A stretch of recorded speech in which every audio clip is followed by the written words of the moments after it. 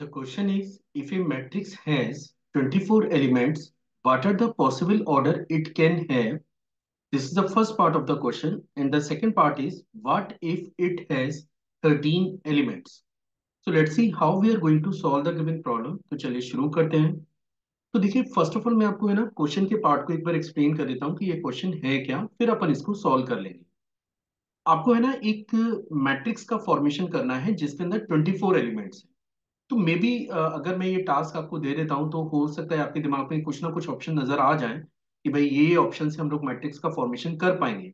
लेकिन इस क्वेश्चन में एग्जैक्ट डाटा आपको पता करना है कि कितनी तरीके की मैट्रिक्स का फॉर्मेशन आप कर सकते हैं उस मैट्रिक्स का जिसके अंदर 24 एलिमेंट्स मौजूद हो। ये क्वेश्चन का फर्स्ट पार्ट है। अब देखिए, इस पे काम हम लोग कैसे करेंगे, इसके लिए मैं एक काम करता हूँ कि पहले आपको कॉन्सेप्ट ठीक कर देता हूँ कि इसमें क्या कॉन्सेप्ट हम लोग लगाने जा रहे हैं। मान के चलिए मैं एक ऐसा क्वेश्चन सॉल्व कर रहा हूं जिसके अंदर 24 एलिमेंट्स ना देके केवल 6 एलिमेंट दिए होते। मान के चलिए आपके पास एक मैट्रिक्स है जिसके अंदर एग्जैक्टली 6 एलिमेंट है। और सवाल सेम ही है कि अब आपको पता करना है कि आप 6 एलिमेंट से कितने मैट्रिक्स बना सकते हैं। और उनके ऑर्डर को भी बताना है कि कितने ऑर्डर की मैट्रिक्स, कितने ऑर्डर की मैट्रिक्स होगी और कितनी मैट्रिक्स होंगी। इन दोनों क्वेश्चनों का आंसर अपने को देना है। तो आप देख सकते हैं कि अगर मैं 6 पे बात करूं तो 6 को आप लिख सकते हैं 1 into 6। ये एक ऑप्शन मेरे पास मौजूद है। दूसरा ऑप्शन ये है कि मैं इसे 6 into 1 भी लिख सकता हूं। मैं अभी आपको बताऊंगा कि ऐसा हम लोग क्यों लिख रहे हैं। तीसरा ऑप्शन है कि मैं इसको लिख सकता हूँ 2 into 3, और एक ऑप्शन है कि हम लोग इसे लिख सकते हैं 3 into 2। तो what is the meaning of 1 into 6? अगर आप मैट्रिक्स को स्टडी कर रहे हैं तो मैं उम्मीद कर रहा हूं कि आपके पास एक बेसिक आइडिया होगा ऑर्डर का। किसी भी मैट्रिक्स का ऑर्डर हम लोग कैसे क्लेम करते हैं। 1 into 6 का मतलब है कि मैं एक ऐसी मैट्रिक्स का फॉर्मेशन कर सकता हूं जिसके अंदर एक रो हो और 6 कॉलम हो। मैं आपको बना के दिखाता हूं। मान के चलिए मैं यहाँ पे एक मैट्रिक्स का फॉर्मेशन करूं। इसकी पहली एंट्री है A11। आप थोड़ा इसे समझिएगा, इसका मीनिंग होता है फर्स्ट रो फर्स्ट कॉलम। दूसरी entry A12, first row second column.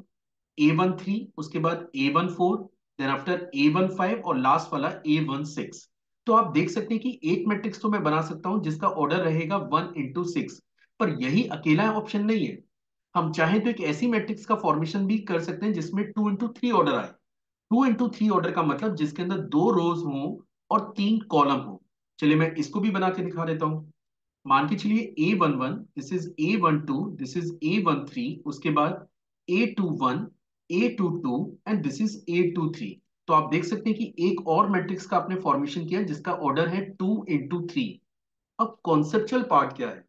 Concept ये है कि आप 6 को जितने तरीके से स्प्लिट कर सकते हैं दो नंबर में, दो नेचुरल नंबर में, उतने नंबर ऑफ वेज होंगे मैट्रिक्स का फॉर्मेशन करने के। मतलब एक पॉसिबल ऑर्डर है कि आप 1 रो 6 कॉलम की मैट्रिक्स बनाएं, या फिर 6 रोज 1 कॉलम की एक मैट्रिक्स बनाएं, या फिर 2 रो 3 कॉलम की एक मैट्रिक्स बनाएं, और लास्ट ऑर्डर है 3 रो 2 कॉलम की एक मैट्रिक्स बनाएं। तो ये तो रहा कंसेप्चुअल पार्ट कि अगर आपको ये टास्क दोबारा दिया जाए तो हमें काम कैसे करना है। लेकिन आप देख सकते हैं कि इसमें कॉन्सेप्ट क्या था। कॉन्सेप्ट ये था कि बस आपको ये चेक करना है कि 6 को आप कितने तरीके से दो नेचुरल नंबर में स्प्लिट कर पा रहे हैं। लेकिन आप देख सकते हैं कि क्वेश्चन में 6 नहीं दिया है, आपको दिया है 24। इसका मीनिंग ये हुआ कि अब मुझे ये चेक करना चाहिए कि मैं 24 को कितने तरीके से स्प्लिट कर सकता हूँ। और ये मैंने मार्क करके रखा हुआ है राइट साइड में। एक पॉसिबल ऑप्शन है कि आप इसे 1 into 24 लिखें या फिर 24 into 1 लिखें, ये भी एक ऑप्शन आता है। 2 into 12 या 12 into 2 भी लिख सकते हैं। 3 into 8 या फिर 8 into 3 लिख सकते हैं। 4 into 6 या फिर 6 into 4 लिख सकते हैं।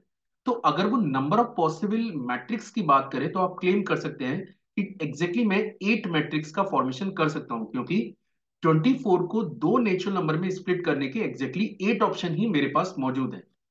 तो यहां पे अगर मैं आंसर की बात करूं तो आंसर मुझे मिल जाता है। आंसर पे अगर कमेंट करें तो द आंसर इज 8। और हाँ, अगर वो ऑर्डर की बात करता है तो आप देख सकते हैं कि एक ऑर्डर मिलेगा 1 into 24। एक ऑर्डर हो सकता है 24 into 1, या फिर 2 into 12 ऑर्डर की एक मैट्रिक्स बन सकती है, या फिर आप 12 into 2 ऑर्डर की एक मैट्रिक्स बना सकते हैं। फिर उसके बाद ऑप्शन है 3 into 8 ऑर्डर ऑर्डर की एक मैट्रिक्स बनाना, या फिर 8 into 3 ऑर्डर की एक मैट्रिक्स हम लोग बना सकते हैं।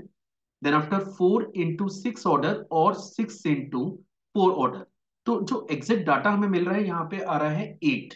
ठीक है। तो ये तो हो गया क्वेश्चन का फर्स्ट पार्ट। अब चलते हैं सेकंड पार्ट पे। सेकंड पार्ट में आप देख सकते हैं कि आपको जो नंबर ऑफ एलिमेंट्स गिवन है, नंबर ऑफ एलिमेंट्स की बात करें तो दे आर एग्जैक्टली 13 एलिमेंट्स, है ना। तो हमारे पास एग्जैक्टली 13 एलिमेंट है। और ये कॉन्सेप्ट तो मैं आपको समझा ही चुका हूं कि अगर मुझे फिर से इस क्वेश्चन पे कमेंट करना है कि कितनी मैट्रिक्स का फॉर्मेशन आप कर सकते हैं, तो फिर से मुझे ध्यान देना चाहिए कि मैं 13 को कितने तरीके से दो नेचुरल नंबर में स्प्लिट कर सकता हूं। तो एक पॉसिबल ऑर्डर है 1 into 13, और दूसरा पॉसिबल ऑर्डर है 13 into 1। तो अगर वो ये पूछे कि कितनी मैट्रिक्स बनेगी, तो अवर आंसर इज 2। और कितने ऑर्डर की बना सकते हैं, तो एक, या तो 1 into 13 ऑर्डर की बनाइए, या 13 into 1 ऑर्डर की बनाइए। अब अगर आपको थोड़ा सा भी पजल्ड हो रहा है कि 1 into 13 ऑर्डर की मैट्रिक्स का मतलब क्या है, तो वो मैं थोड़ा सा आपको समझा देता हूँ।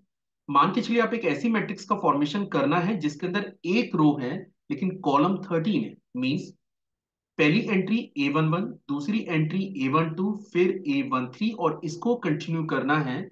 Last entry is A1 and 13, है ना, जिसमें फर्स्ट रो और 13 कॉलम की ये एंट्री है।